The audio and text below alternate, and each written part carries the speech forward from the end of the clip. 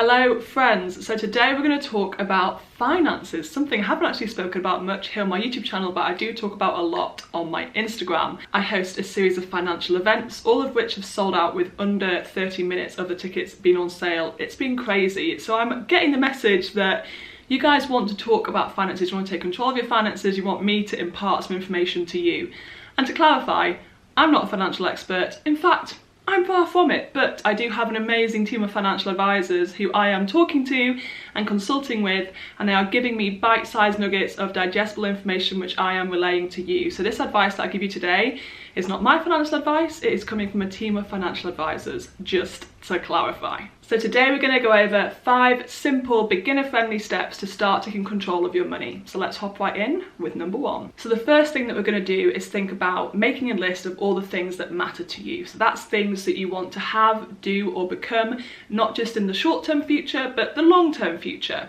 Once you've compiled this list, you need to look at it and identify which ones need a financial pot, a financial fund to go behind them in order for you to achieve them. So that could be goals such as buying a house, going through education, setting up a new business, or retiring at a certain age. Once you have this list of financial goals and life goals which rely on finances, that gives you a lot of motivation to start taking control of your money. Step number 2 is establishing where you are right now. And this is so important, guys. You need to look at what money you have coming in, what money you have going out, and what you could reasonably start to save and set aside based off these numbers. You need to familiarise yourself with any debt you have to pay, how much money you owe each month, and basically where exactly your money situation is. And let's be honest, for the vast majority of people, this can be a daunting task to do. I don't know about you, but sometimes I just don't even like to open my banking app because I just don't want to know what's going on. But we need to open that app, we need to look at our bank statements, we need to look at all of these bills that we're paying, the money that's coming in, the money that's going out,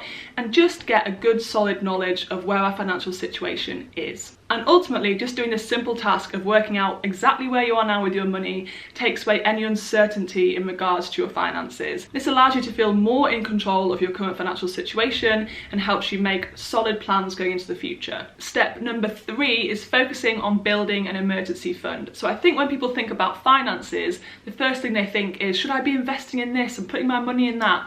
But the reality is that the most important thing that you do, once you've got to a position where you know where your money is, what's coming in, what's going out, is you start to build an emergency fund. So this is basically like a little bundle of money which you have to cushion you if something unexpected happens, like a hospital appointment, a broken boiler, a car crash, etc. However, it's also worth noting that as well as focusing on building an emergency fund, your other key focus should be paying down debt, because debt obviously has high interest rates, so the sooner that you can pay that down, the better, and it will help you in the long term with your financial goals. So ultimately, the 2 big things here in this 3rd step is focusing on paying down debt as much as you can, and then also saving up for a basic emergency fund to cover you when unexpected nuisances happen. Step number 4 is focusing on doing more things that make you happy that are free. So this actually is a little bit more than that. Basically, the first thing you need to do in this step is look at exactly what you're spending your money on. So I have an app which I bank with. I bank with a company called Starling, and it allows you to see your expenditure categorised into different areas such as travel, eating out, food, clothing, entertainment, etc. So you can actually quite easily analyse where you're spending and which areas you're perhaps overspending on and which areas perhaps where you're actually saving a little bit of money. So the key point here in number 4 is analysing where your money is going and whether you actually want to spend your money on the things that you're spending it on. Obviously, you have to spend your money on things like bills, mortgage, etc. But if there's certain things that you're spending money on which actually aren't bringing value to your life, can you remove those things? So if you have a gym membership but you never go to the gym, why do you have that membership? Maybe you can save that money, cancel the membership, and then do home workouts and put that money that you save from the membership into your emergency fund. So it's just simple things like that where you establish exactly where your money is going, identify any areas where you can actually save money, and then start taking positive action. The guys at First Wealth who are advising me on what to say in this video suggest that for this step number 4, you make 2 different lists. The first list is activities which you are spending money on, which you could actually potentially cut back on or completely remove and then therefore save money from. As I said, things like that unused gym membership. And then the second list is things which you really enjoy, which are either free or really cheap. So that could be getting outdoors, going hiking, spending time with your friends, just like around at your house, cooking home cooked food, you know. So making those two lists will be really positive in helping you to save money and cut down on costs. So things you can actually reduce and things that are free or cheap that you can do more of.